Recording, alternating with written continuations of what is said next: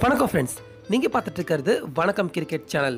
இப்போ நம்ம என்ன வீடியோ பார்க்க போகிறோம் அப்படின்னா, நம்ம சிஎஸ்கே அணியோட வெற்றிக்காக அன்றிலிருந்து இன்னைக்கு வரைக்கும் தோனியை தவிர பாடுபட்டு இருக்க மற்றொரு பிளேயர் யாருன்னு கேட்டால் நிச்சயமாக எல்லாருமே சொல்லக்கூடியது சின்னத்தலை ரெய்னாவை தான்.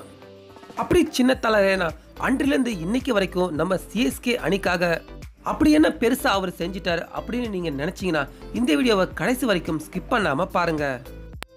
ரெய்னாவை பொறுத்த வரைக்கும் பார்த்தீங்கன்னா ஐபிஎல் ஆட்டங்களில் நம்ம சிஎஸ்கே அணியோட வெற்றிக்காக முதல் சீசன்ல இருந்து இப்போ நடக்க போற 12வது சீசன் வரைக்கும் பாடுபட்டு இருக்கவர் தான் சுரேஷ் ரெய்னா. இப்படி இருக்க ஐபிஎல் ஆட்டங்கள்ல முதல்ல 100 சிக்ஸர்கள் அடிச்ச பெருமையை பெற்றது யாருன்னு கேட்டீங்கன்னா அது சுரேஷ் ரெய்னா தான். இப்படி இருக்க இந்த வருட ஐபிஎல் ஆட்டங்களோட சேர்த்து சுரேஷ் ரெய்னா இன்னும் 15 சிக்ஸர்கள் அவர் அடிச்சார்னா 200 சிக்ஸர்கள் அடிக்கிற முதல் இந்தியன் அப்படிங்கிற பெருமையும் சுரேஷ் ரெய்னா பெறுவாரு.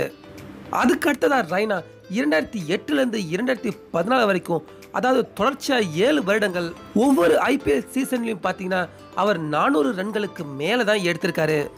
இப்படி ஒரு ரெக்கார்டை எந்த ஒரு பேட்ஸ்மேனுமே இது வரைக்கும் ஐபிஎல்ல செஞ்சதே கிடையாது. அப்புறம் அடுத்ததா ஐபிஎல் ஆட்டங்களையும் சிஎல்டி ஆட்டங்களையும் இது வரைக்கும் செஞ்சுரி அடிச்சது யாருன்னு பாத்தீங்கன்னா அதுவும் சுரேஷ் ரெய்னா மட்டும்தான். அது மட்டும் இல்லாம ஐபிஎல் வரலாற்றிலே யாருமே மறக்க முடியாத அளவுக்கு வெறும் 25 பந்துகளுக்கு கிட்டத்தட்ட 87 ரன்களை சுரேஷ் ரெய்னா அடிச்சு யாராலையுமே மறக்க முடியாத ஒரு அற்புதமான இன்னிங்ஸை சுரேஷ் ரெய்னா பாத்தீங்கன்னா அவர் நம்ம சென்னை சூப்பர் கிங்ஸ் அணிக்காக விளையாண்டிருக்காரு. ஸோ ஃப்ரெண்ட்ஸ், இப்போ நம்ம சுரேஷ் ரெய்னாவை பத்தி பார்த்த இந்த ரெக்கார்டுகள் மட்டும் இல்லாம இப்போ நடக்க இருக்கிற இந்த வருட ஐபிஎல் ஆட்டங்கள்ல 200 சிக்ஸர்கள் அடிக்கிற முதல் இந்தியன் அப்படிங்கிற பெருமையும், அதே போல ஐபிஎல் ஆட்டங்கள்ல 5000 ரன்னை கடக்கிற முதல் பிளேயர் அப்படிங்கிற சாதனையும் இப்போ இந்த வருடம் ஐபிஎல் ஆட்டத்துல சுரேஷ் ரெய்னா அவர் படைக்க இருக்காரு.